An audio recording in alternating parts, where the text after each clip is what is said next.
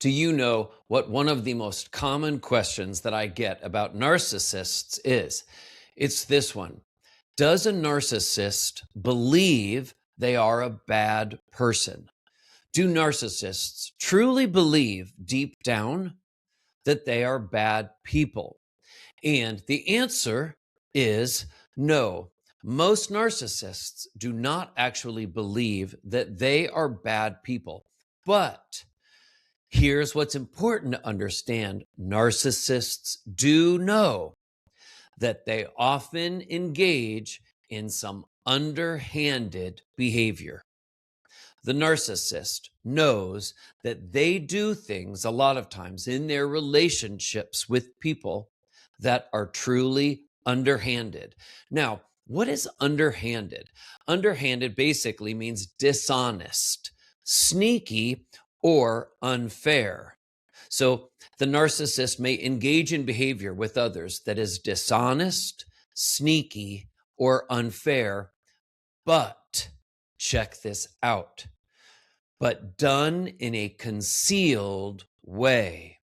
That is so important to understand, that this behavior, the dishonest component of it, the sneakiness of it, it is hidden, it is concealed.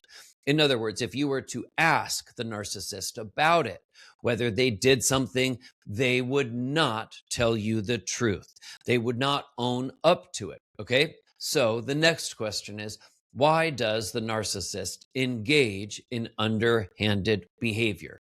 Just think for yourself, because I like my videos to be as interactive as possible. Ask yourself, why do you think that a narcissist would be underhanded, would do underhanded things? One thing that you may think about is the word control. That's certainly often a part of it. But overall, in the big picture, the narcissist engages in underhanded behavior so they can gain an advantage. So they can gain an advantage. Now, you may be thinking, an advantage in a relationship? Getting an advantage, that shouldn't be a part of a relationship. And you are right. And this is exactly why relationships with narcissists and someone else who is not a narcissist are often so conflictual, because the person who's not a narcissist gets sick and tired over time of dealing with some of these same machinations, always trying to figure out the other person. Next, I want to go over some examples of underhanded behavior that the narcissist can engage in and engages in frequently. And I will review a couple of these here on my playlist on my YouTube channel. I have a whole playlist that's Narcissism videos, and you can get a little bit more information on some of the videos there about other examples. But here I'll just do two examples. And one example of underhanded narcissistic behavior is triangulation. And another example is smear campaigns. So first, I'll go over triangulation. So what is triangulation? Well, if you have a relationship with someone who's narcissistic, odds are that you probably will be able to think of some recent examples of when the narcissist in your life did this to you. So triangulation, in a nutshell, is the narcissist bringing someone else into a conflict with you, bringing someone else into a conflict to create a sense of competition, jealousy, or division. It creates trouble. And the next example, I think, is an especially upsetting example of an underhanded narcissistic behavior, and that is smear campaigns. Now, what is a smear campaign?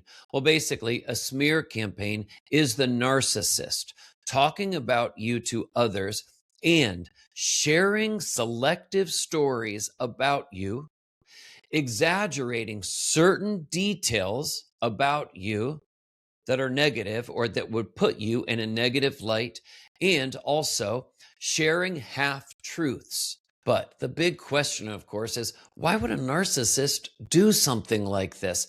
Why would a narcissist engage in triangulation? Why would a narcissist conduct a smear campaign about you? A lot of times when they actually like you, care about you, have a relationship with you, why would they do such a thing? Well, there are a few different reasons that a narcissist will engage in some of these underhanded behaviors. And the number one reason that I found in now over 25 years of clinical work with patients is number one, to recruit allies. Because here's the thing, when you do something that really triggers a narcissist, they often go to a mental place where everything, when they're really triggered, everything becomes a battle, everything becomes a competition, and they will preside. They must win at whatever cost there is. It's all about strategizing to win at this point. And recruiting allies, they often tell themselves, is one of the best ways to do that. At the same time, there are also other reasons why a narcissist engages in underhanded behavior. And one of those main reasons is because they want to regain control. This, they tell themselves, will help them get back in a position of the mastermind, the one in total control. Another reason is often to punish you if they believe that you have slighted them in some way. That score will be kept. That tally was marked in their own ledgers that they keep in their mind, and they will then engage in a punishment. They're not just going to let it go. And then finally, another reason why a narcissist engages in underhanded behavior, like triangulation or smear campaigns, is to protect their own image. If in any way you have done something that threatens the image that they set for themselves, that they want not only to believe themselves as true, but they want the world to see, and they won't have it any other way, well, they will then start turning to different types of underhanded behavior so they can get as many people as possible to restore their own sense, their own perception of themselves in the image that they want to uphold. So, image protection, image preservation, impression management. They are always working to control, manage, and again, mastermind how you and everyone else sees them. The outside, the shell, the external means everything. And ultimately, I'll share by closing, that also sort of helps to explain why and how the narcissist creates really a cage of their own making. Because, of course, when one is so focused on image, what others think, and also keeping up images that so often aren't who they really are behind closed doors, well, that means there's no real internal anchor. And when there's no true, strong, good, whole core, there's also no real peace of mind. And peace of mind is the brass ring. Let each and every one of us ultimately get to a place where we feel some real deep peace of mind. I'm Dr. Seth, psychologist.